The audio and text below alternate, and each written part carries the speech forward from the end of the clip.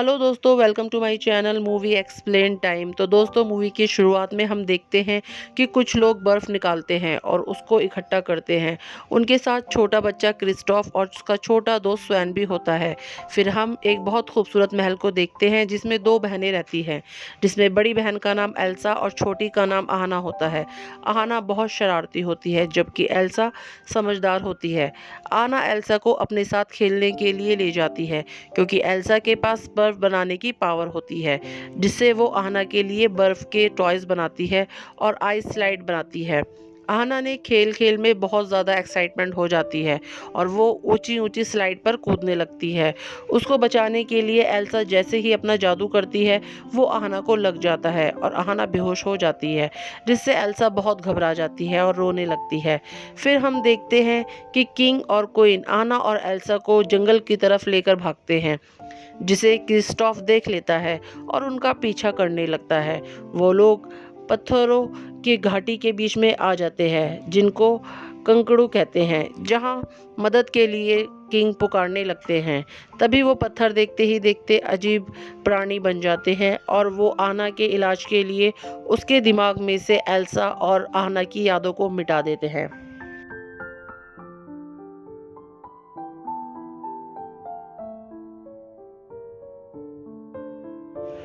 वो राजा को बताते हैं कि एल्सा का जादू दिन ब दिन बढ़ता चला जाएगा। एल्सा को अपने जादू पर काबू रखना होगा, वरना बहुत नुकसान हो जाएगा।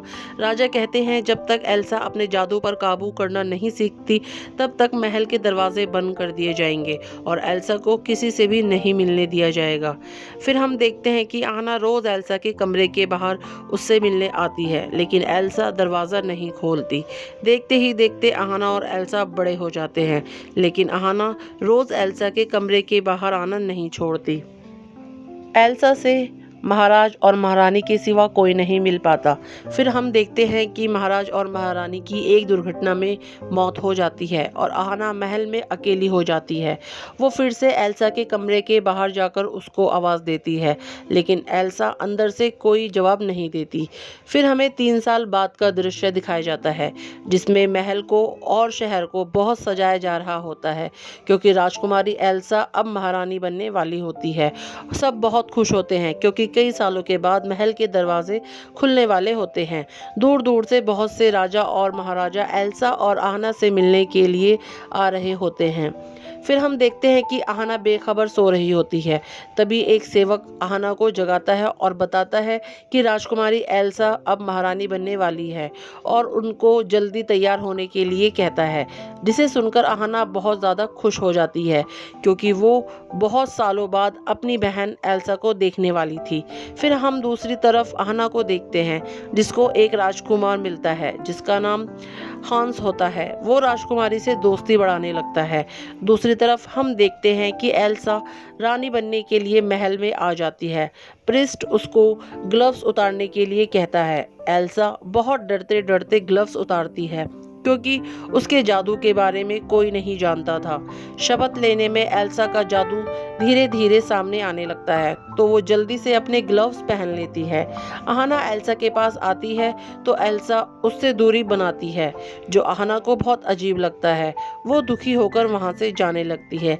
तभी आहाना को राजकुमार हंस मिल जाता है। कुछ समय बिताने के बाद हंस आहाना से शादी के लिए कहता है।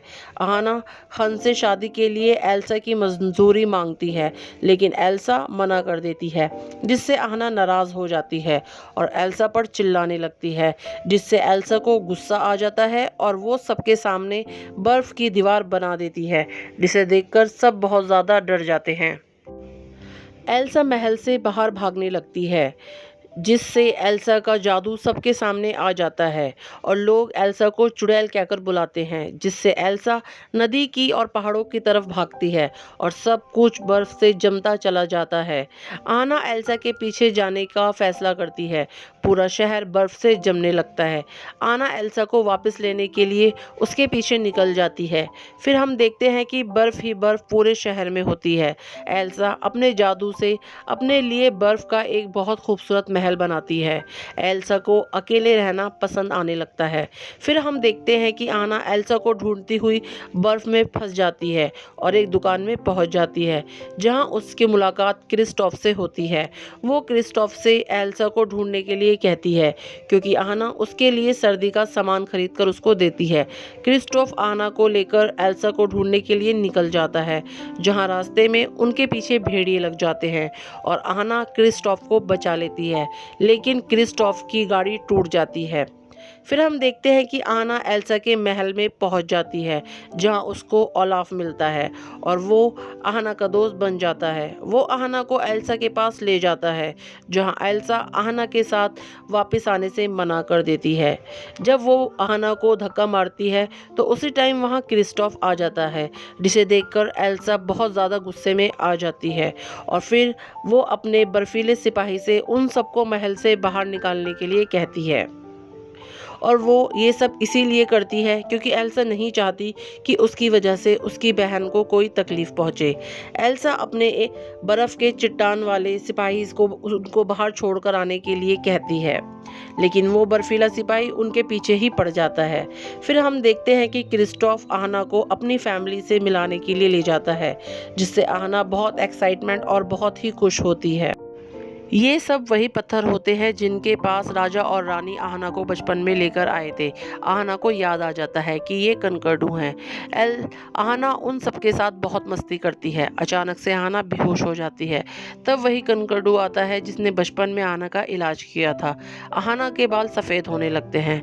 तब कनकड़ू क्रिस्टोफ को बताता है कि अगर जल्दी ही आहना को सच्चा प्यार नहीं मिला तो ये बर्फ़ में बदल जाएगी। आहना क्रिस्टोफ आहना को लेकर हॉन्स के पास जाने लगता है, क्योंकि सच्चे प्यार से ही आहना का श्राप टूट सकता था। दूसरी तरफ हॉन्स को देखते हैं, जो आहना को ढूंढता हुआ एल्सा के महल तक पहुंच जाता है, जहां वो एल्सा को कैद कर लेता है। यहां हमें हॉन्स की सच्चाई का पता चलना शुरू हो जाता है कि वो आहना से प्यार नहीं करता।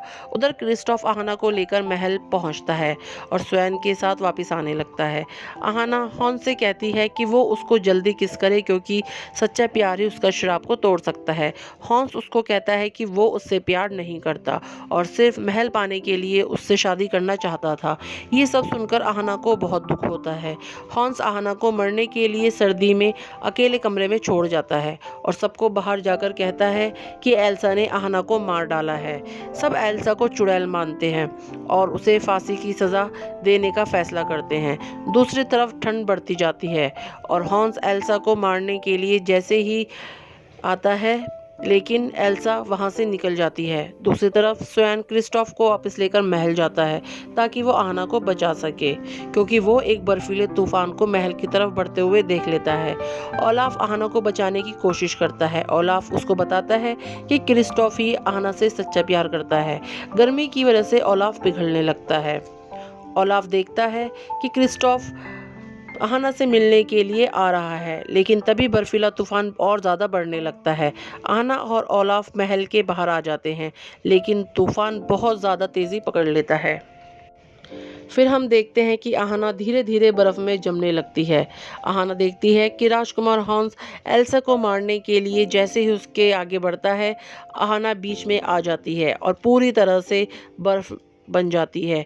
लेकिन जैसे ही एल्सा आहना को गले लगाती है, आहना फिर से इंसानी रूप में आ जाती है और उसका श्राप टूट जाता है, क्योंकि एल्सा अपनी बहन से सच्चा प्यार करती है और एल्सा देखते ही देखते सब कुछ ठीक कर देती है और सब कुछ पहले जैसा सुंदर हो जाता है।